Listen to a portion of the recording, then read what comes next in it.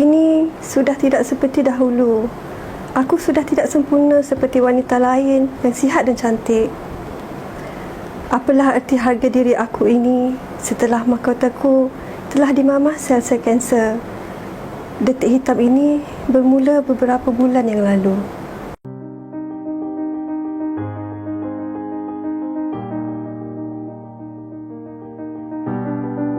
Puan, setelah dilakukan pemeriksaan biopsi dan CT scan, Puan didapati menghidap kanser payudara tahap 2. Rawatan yang dicadangkan adalah pembedahan pembuangan sel kanser di dalam payudara, iaitu kita panggil sebagai pembedahan mastektomi.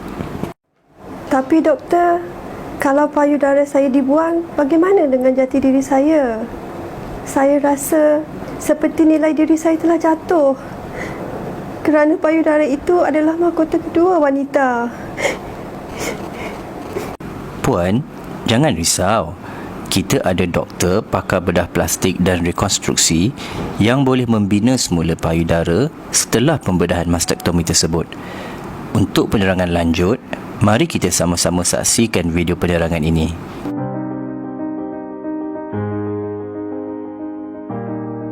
Ramai yang beranggapan setelah mereka menjalani pembedahan pembuangan payudara atau lebih dikenali sebagai mastektomi, mereka kehilangan mahkota kedua wanita mereka.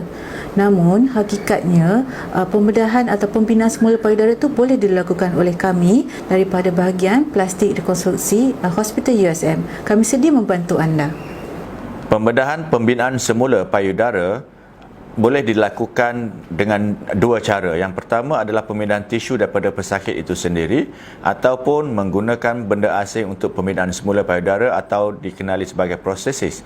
Kelebihan pemindahan tisu pesakit sendiri adalah ia adalah pembedahan yang kekal dan mempunyai sedikit komplikasi berbanding dengan pembedahan menggunakan prostesis. Tetapi prostesis mempunyai kelebihan dari segi kemudahan untuk melakukan pembedahan dan kekurangan kecederaan yang diakibatkan daripada pengambilan tisu daripada pesakit tersebut. Secara kasar, garis masa pembedahan dibahagikan kepada 3, iaitu pembedahan rekonstruksi segera, pembedahan rekonstruksi yang awal yang ditunda dan juga pembedahan rekonstruksi yang ditunda.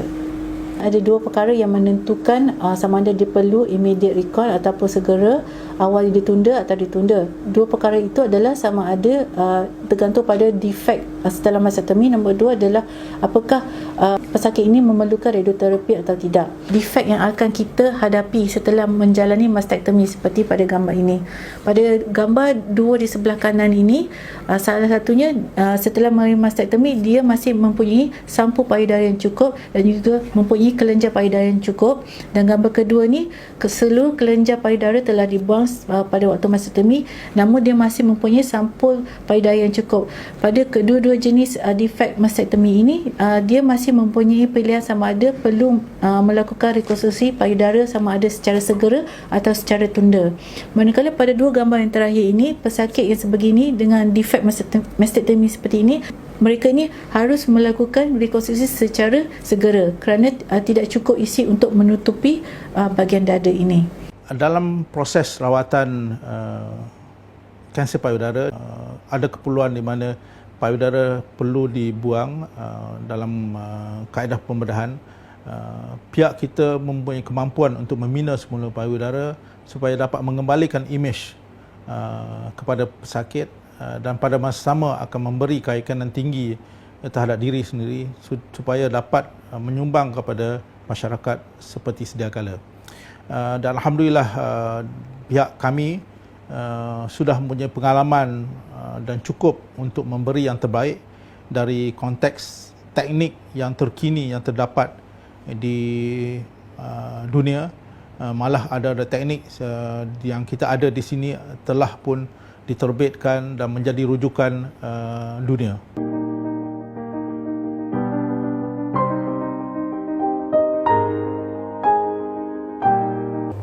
Untuk sebarang komplikasi, tak pernah ada sebarang komplikasi. Tak ada rasa sakit, tak ada rasa mengganggu aktiviti ke apa, tak ada. boleh lakukan aktiviti seperti biasa, hobi atau bekerja seperti biasa dan menjalankan tanggungjawab saya sebagai seorang isteri dan ibu pada 2 orang anak saya. Ya, saya masih bekerja dan saya rasa macam okeylah selepas operate, sebab bila kita pakai baju kita nampak rasa balance. Jadi mereka telah berjaya membuktikan bahawa mereka berjaya mengembalikan mahkota kedua wanita mereka. Bagaimana pula anda? Anda jangan rasa ragu-ragu dan khawatir. Kami sedia membantu anda. Bagaimana Puan? Saya harap sekarang Puan akan berasa lebih berkeyakinan untuk menjalani pembedahan mastektomi dan rekonstruksi payudara. Sesungguhnya, mahkota wanita itu boleh dibina semula. Terima kasih doktor atas perkongsian ini. Setelah melihat video ini, saya lebih faham dan lebih yakin. Saya sedia untuk dimahkotakan buat kali kedua.